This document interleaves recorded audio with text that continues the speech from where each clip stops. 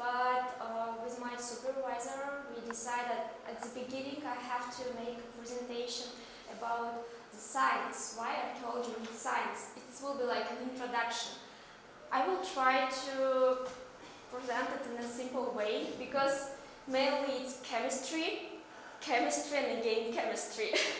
And I will try to explain everything.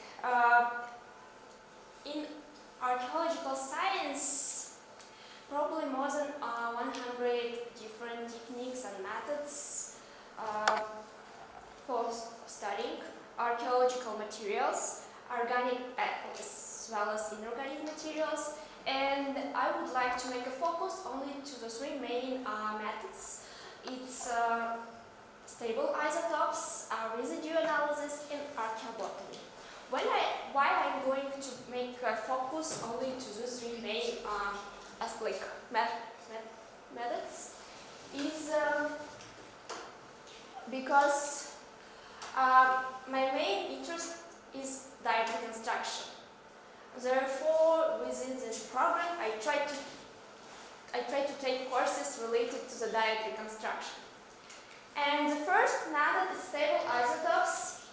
Stable isotopes help us to make a diet reconstruction, to study the social status, also to have some ideas about mobility and how it works.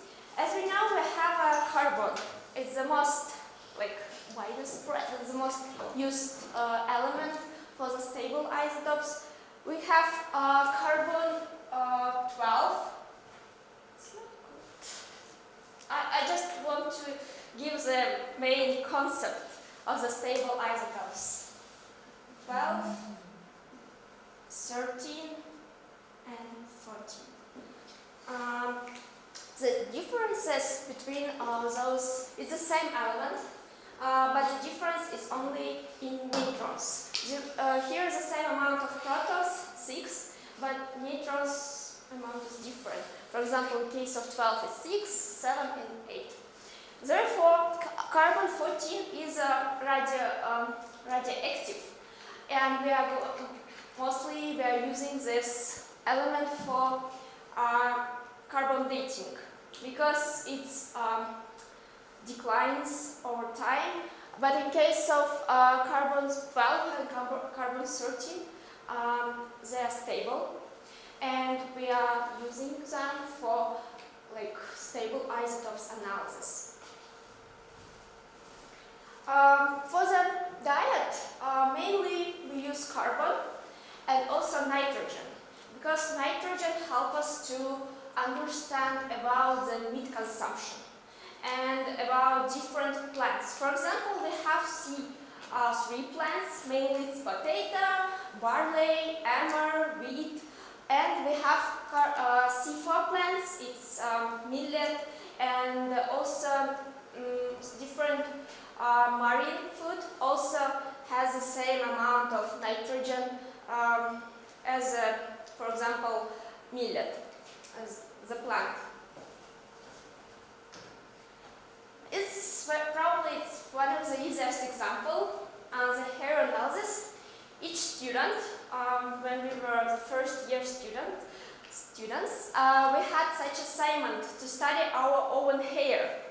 We just have to check the diet based on our hair, how we are actually doing. The idea is that this part, which is close to the root, is the last period of our life. The last, as long as it's for example, I don't know when I cut my hairs, probably 5-6 years ago, and I can see how my diet was changed along the time during 6 or 5 years. It depends, sometimes 10 years.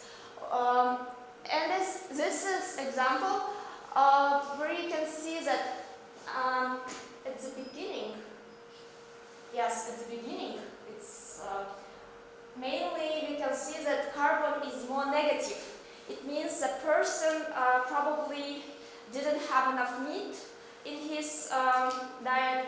Also, probably he was eating potato, different some plants. And Is this you? no, it's not mine. No. I'm vegetarian, it's impossible to have a... And later, as we see, it's changed, and we have already less negative carbon. It means persons start to eat meat, or maybe millet.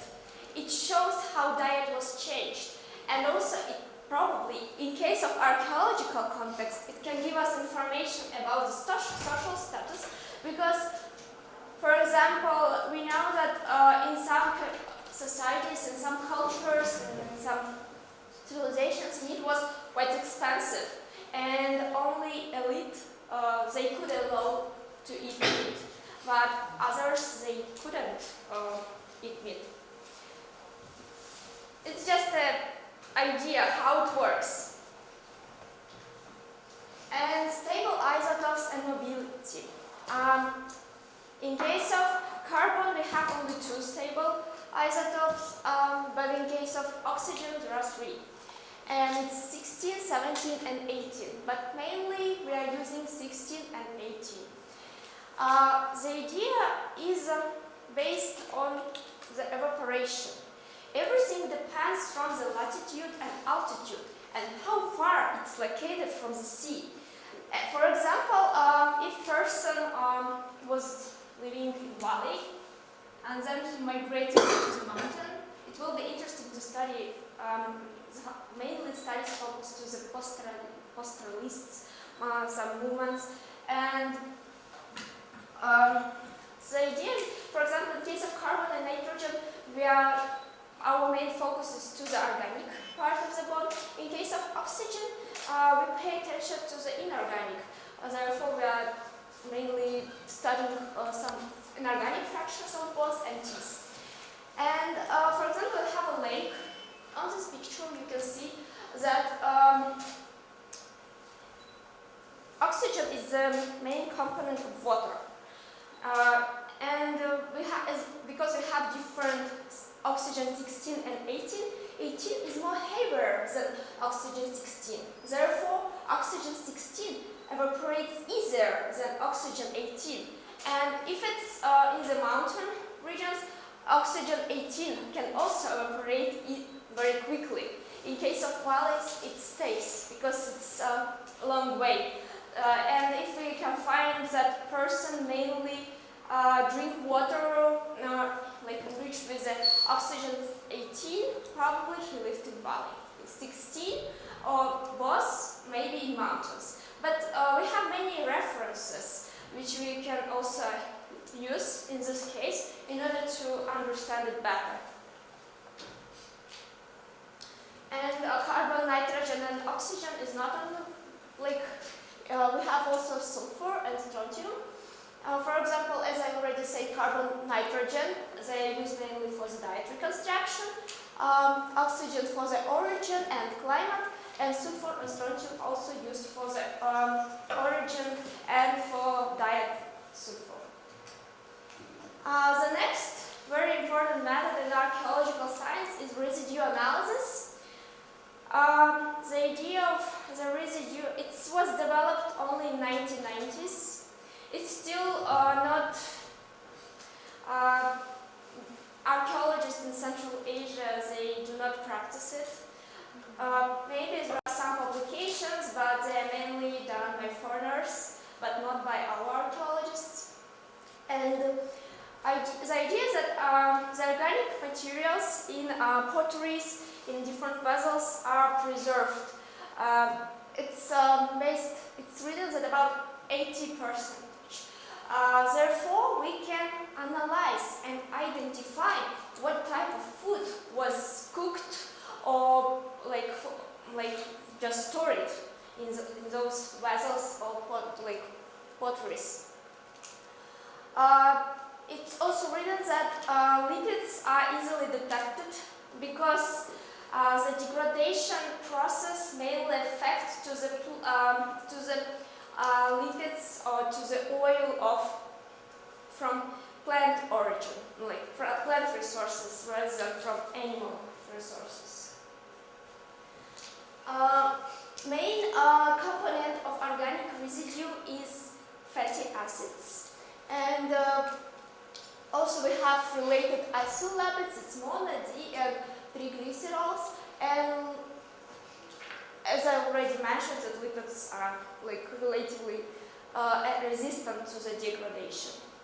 What we can identify, we can differentiate plant and animal origins products, and also not only the oil or fat, also wax or even blood or gums or resin. We can differentiate different types of materials which were inside of the vessels.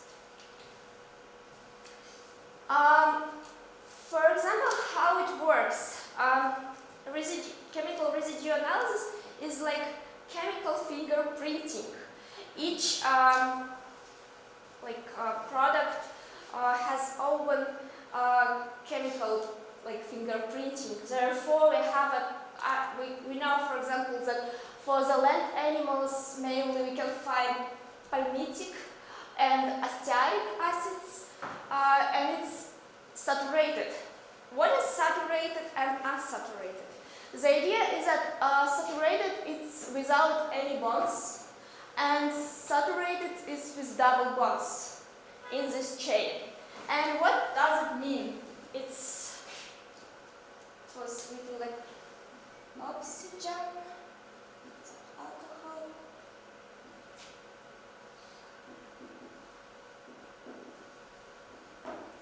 It means, for example, 16. It means 16 carbons, and 18. It's 18 carbons. Oil and marine products are enriched in saturated fatty acids, and they are very sensitive to the degradation. Therefore, this is a big problem today. Sometimes in the identification oils and different marine products. But also another problem is that sometimes all those products are cooked, and the temperature also affects to the chemical structure, and it helps us. For example, if we see this structure and we see this benzene, or it's also we are calling yes, it's mainly benzene or ring, it means it's aromatic, and probably it's marine product. There are many different cases, and it depends, because we have different, even the marine products, they have different structures, and we can identify, for example, what type of fish was cooked, and if this fish was from the local lakes or not. It's also thanks to this analysis. And this is just one of the examples. Plant and animal fat. As you can see on this spectra, there is mainly C16 and just a small amount of C18.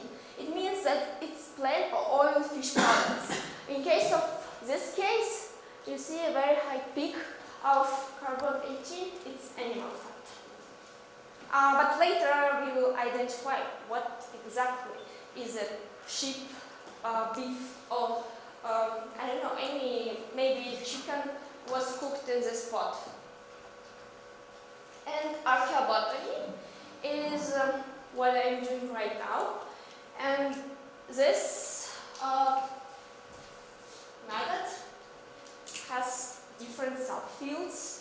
Mainly it's palynology, but now palynologists, they say, no, we are not archaeobotanists, we are palynologists. They separate themselves. Carpology and anthracology.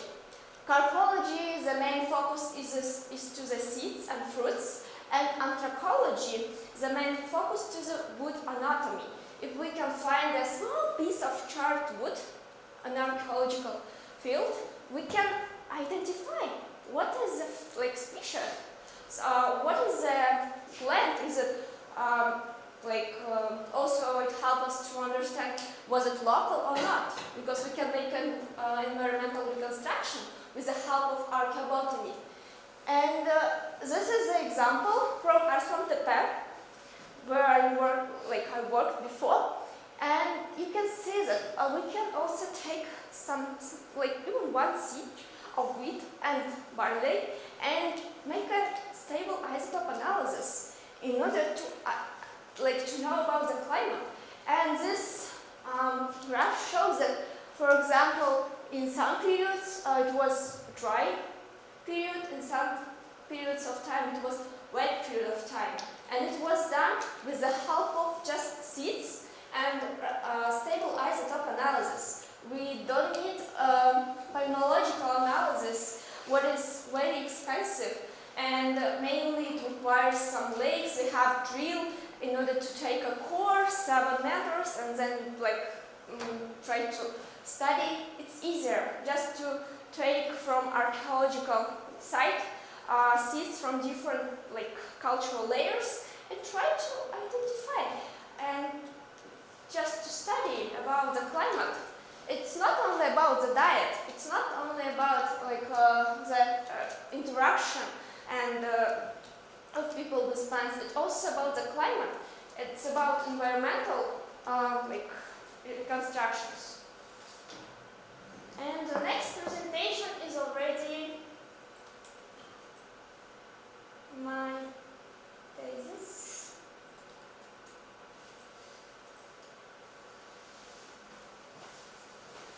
The title is Seeds Can Speak, Functional Role of Structures from Early Bronze Age period in Arslantepe using archaeobotanical investigation at Arslantepe.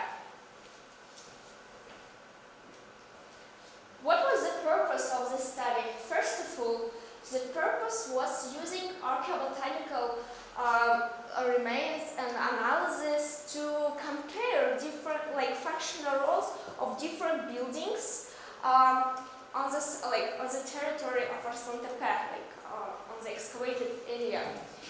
And it gives us evidence the different roles played by inhabitants of the village. Arslantepe is located in Malatya plain, in this place, in Turkey, eastern part. And it's artificial settlement. It was actually discovered in 19th century by archaeologists, but officially it was excavations were started in 1931 by French archaeologists. But due to the Second World War II, it was stopped. And in 1961, archaeologists and the scientific team from Sapienza University in Italy, they decided to continue this work, and already 58 years they work on this site to present, and they say that probably they will work 50 years more on this site, because it's a huge site.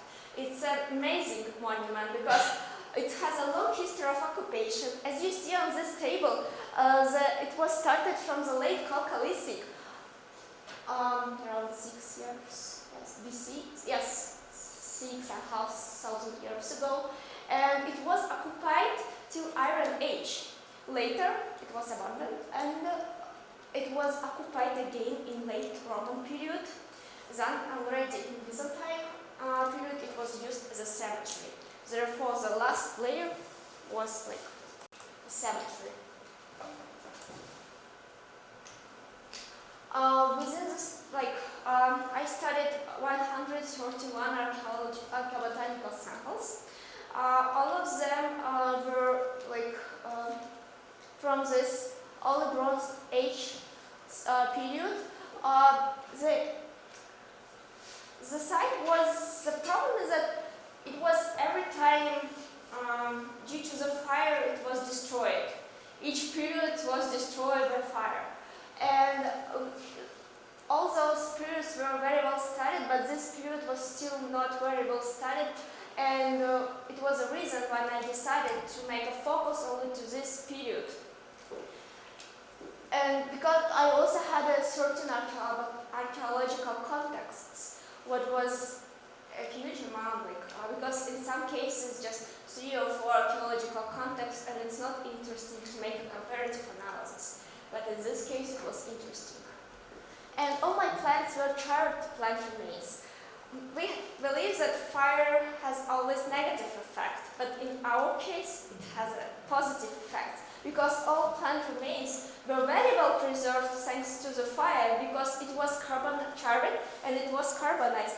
Therefore, it was easy to identify what is taxa, and it wasn't, for example, I didn't require DNA analysis, as it actually, sometimes it's impossible to identify, and they apply DNA analysis in order to identify.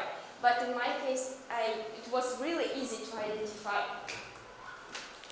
It's a bit about my archaeological context. This is the village, dated back to the early Bronze Age, which was destroyed at the end. And as you can see, I studied 2 different buildings, Building VIII and Building IX. This is, yellow one is Building VIII. On this map, you can see that only 2 rooms, but in fact, it's not 2 rooms.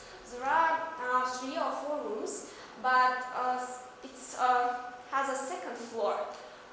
It's impossible to draw on the map. Maybe it's possible, but in my case, it was difficult to draw. And Building IX, there are 7 archaeological contexts, but I have 1 extra context. This is room 170, but on this room I have a raised area, which I consider as a separate archaeological context, because it was a place where different crops were stored in this place. And also I studied this 1 separate room 472. It's not a part of the building, it's a separate room. But we still do not know. Maybe it's a part of the building, but because this area is still not excavated, we have to think that this is just isolated room. And also I have some samples from pit, which is located in this area, and also we took samples from the street area, because we could find a big amount of seeds on this area. And my methods. My main methods, first of all, how it was recovered. It was done not by me. It was done in 1977 by archaeologists, and it was in a storage room, in Rome. And as the archaeologists explained it me, first they applied dry sieving. They didn't apply flotation, what is used today, because in Italy they believe that flotation is a reason of seeds deterioration. It's not good way to recover. And some plant remains, they were just handpicked. Also after that it was sorted, and one sample was some sampling, because it was a big bag. And my professor said, no, it's impossible to study this bag, you have to subsample. It's impossible to study. And I did some sampling, because it was about 20,000 of seeds within this bag, and it was difficult to identify. And she said, okay, it's better to identify half or even the quarter of this part. And after that, I will already planned identification. Each taxa has open morphological traits, and it helped me to identify, because even the wheat, we have triticum, anacoccum, istivundorum, triticum, different types of triticum, and it's very difficult sometimes to differentiate, but thanks to the morphological traits we could. We used stereo microscope. Sometimes, in some cases, it's better to use not only stereo microscope, but also scanning editor microscope. But in my case, I had only this microscope. didn't have choice.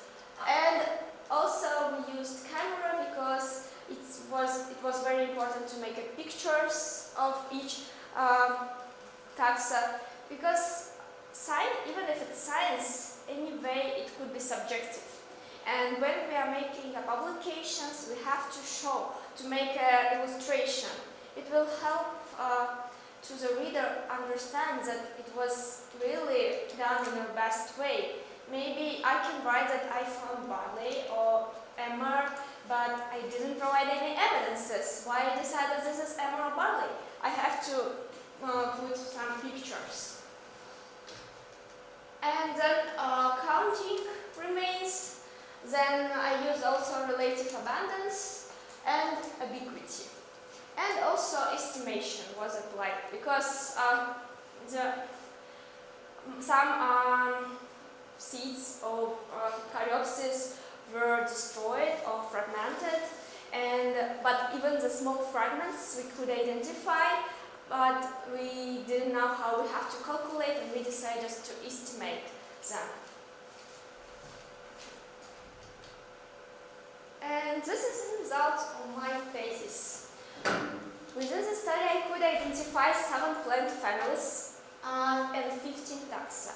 And about 64,000 seeds and fruit were identified. As you can see on this slide, that mainly we have like crops. Malatya is cereals.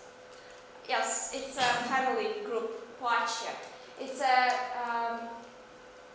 for example, barley, acorn, wheat, and different types of wheat, because as I mentioned, we have for those ducocum, monococum, istium, and it's almost 83%. But in case of Malatya, it's on the second place, only 6%. And also we have rosacea, vitaceae, ranunculus, arbesis, and Raphanus raphanistrum, which were like maybe 2 or 3 seeds, for example, as you can see, were found in those contexts. And this is Malatya families. My seeds. I really like them. They're beautiful. Maybe only for me, but they're amazing. Yes, this is my first love, Hordeum vulgare. It's a barley. And then, as you can see, monococum, istium, and you see that morphologically they are different. And they are really very well preserved. And in case of Malatya family, mainly I have barley, and on the second position is emmer. And then Triticum monococum is acorn.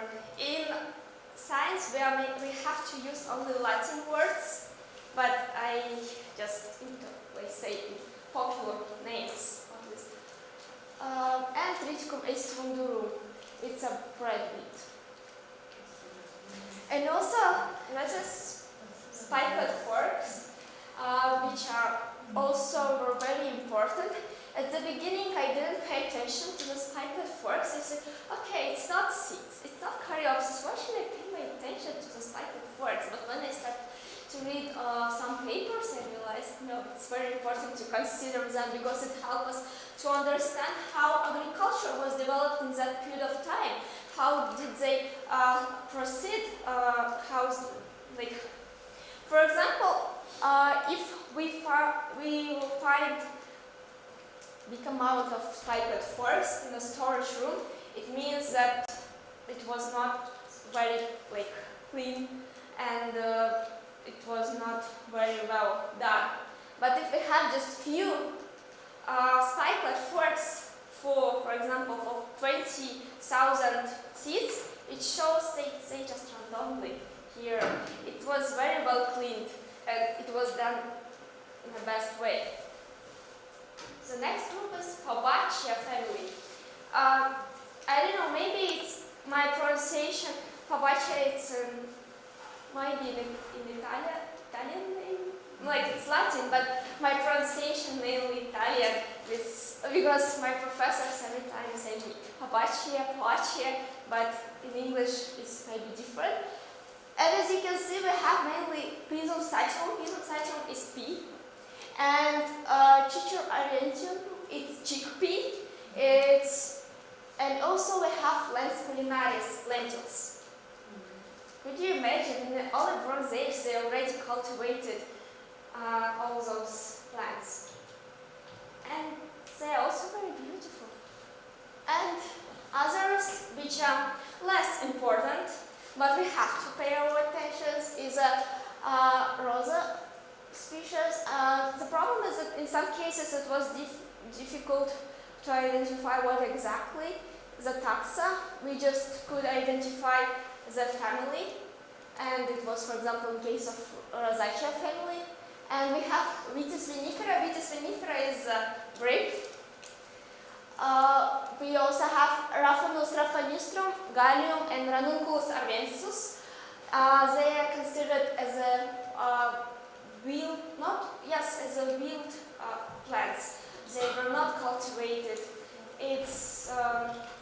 Therefore, it was not very important, but it's probably important as well as spikelets, because it also shows how the storage the storage of crops were cleaned, and if it was very well cleaned, we have less wild plants. And that comparative analysis already between buildings. Building 9 and building 8. As you can see in the building 9, mainly we have barley. This is a blue one. And only in one room. This room 179, and mentions that it was a raised area for the storage. And I was surprised that they really stored, for example, barley in a separate place, emmer in a separate place. They didn't mix, even they didn't put some vessels and together. They are like in different sites. And only in one building room 170, we have it's a triticum dicocum, emmer. As you can see, we couldn't find another rooms such big amount. It was a place where crop processing was applied, and probably we also found many archaeological artifacts which support this idea. In case of building 8, we have cordium, we have also wheat and emmer, but it's not such big amount, and we couldn't find any spikelet forms, we couldn't find any wild plants. It demonstrated that probably this place was used probably just as a storage, but people who lived in this house, they didn't participate in the harvesting process. Maybe they cultivated, but they didn't participate in the harvesting. And another room is a later room 472. Is very interesting case and context, because only in this room we could identify legumes, such big amount of legumes. For example, in a building, I can show, in a building 9, we have only 2 peas or only 1 chickpea. It's not a result. We cannot say that yes, for sure people were they cultivated legumes pulses. But in this room, we can be sure that they cultivated, because as you see, it's almost 30%, 20 is pea and 10 is chickpea. And it's really interesting because only in this room we could find such big amount of legumes. As well as cereals, they were also cultivated by people who lived in that room. Yes, this is all my rooms. I have to pay attention to this room, 108, because as you can see, we can say that two is only one room where you have such big amount of houses, but you also have in this. But no, because this room is not considered, like we didn't consider during the comparative analysis, because only two seeds were found there, and it's not representative. Because one seed belongs to the cereals and another seed belongs to the legumes. And it's impossible to make it's not representative. Therefore, in case of others, yes, we could, because we are speaking about thousands seeds. But in case of this room, just only two, one Caryopsis and one pea, it's not important. And you see only this room, as I mentioned, and also this case is also interesting because on the second floor of this building, I could identify, I guess, yes, it's big amount of grape pips. It means only in this, yes, only in this building, I could find grape pips. Maybe it was a place where grape was dried, or maybe it was like people had some gardens, I don't know, but it's still not enough to be sure, because only 20 pips. It's nothing if you compare with 20,000 of other Caryopsis. And this is in a different way, yes, as you can see again, emmer only in one room, mainly is barley, and also in building it's mainly barley. And what was the purpose of this slide? I just wanted to show that, for example, we have the red line is a K116. It was a storage pit, and as you can see, we have only emmer. Or, for example, this place was also the storage place, only barley. It shows that they try to store different plant taxas in different areas of the village. Okay, this is some kind of conclusion. Not a conclusion, but discussion part. It's we can say, based on my study, Building VIII, it was inhabited by people who were mainly specialized in cereal cultivation.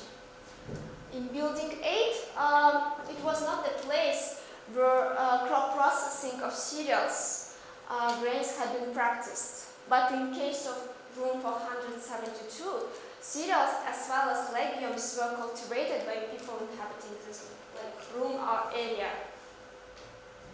And my conclusion is it was family-based agriculture in Arslantepe during early Bronze Age, because cereals were distributed in all studied houses. Also, each household were responsible for the cultivation, harvesting, processing, and storing. When I say each, we can say, but what about the Building VIII? We didn't find any evidences of crop processing, but we could find the evidences of storage. It was a place where some crops were stored. Therefore, it also has to be considered. And also, they had advanced agriculture system, because all those stored crops are always clean and very well processed. Because I could find just few spikelet forks and only in one room, but in other rooms I couldn't find. And also, different crops are often stored separately, as I showed before. They try to store in different rooms. But this research was not perfect, because it was not enough time to finish. And within, when I already complete my study, I visited one conference, and I saw the presentation about bulgur, which was already produced in Anatolia, and it was very widespread in Mesopotamia during the early Bronze Age period. And there is no any evidences that bulgur was produced at Arslantepe, because no one paid attention to this. And in my case, I decided that probably I have bulgur, because I had many fragmented Streptococcum, yes, seeds. And also, it will be in very important findings if we can prove. Therefore, I guess it would be better to use scanning electron microscope in order to be sure if it's bulgur or not. It's like, it was my suggestion for future students, maybe someone will wish to continue the study. And also, the reason, probably you saw that we have a big amount of barley, but barley wasn't used for the bread because it has only 20% gluten, which is, which is important for the bread baking. And maybe it was used, they mixed barley with wheat and with emmer, and they produced like bread back. Maybe it was used for animal feeding, but maybe they used for beer production. Again, we are not sure, because beer was already produced in that time in the territory of Anatolia. Who knows? Maybe it was the same in Arslantepe, but for this purpose we need residue analysis, organic residue analysis. About this analysis I mentioned before when I told about lipids. The same possible to know if it was beer or not. Like, we have to study just some results and theories. And also, because we have more rooms which were studied in the previous century, and there is no any publications, and we have a database only, and it will be very interesting to make a comparative analysis of all rooms which were discovered, excavated within this period at Arslantepe. And thank you for your attention. If you have some questions, I will be happy to answer, or you can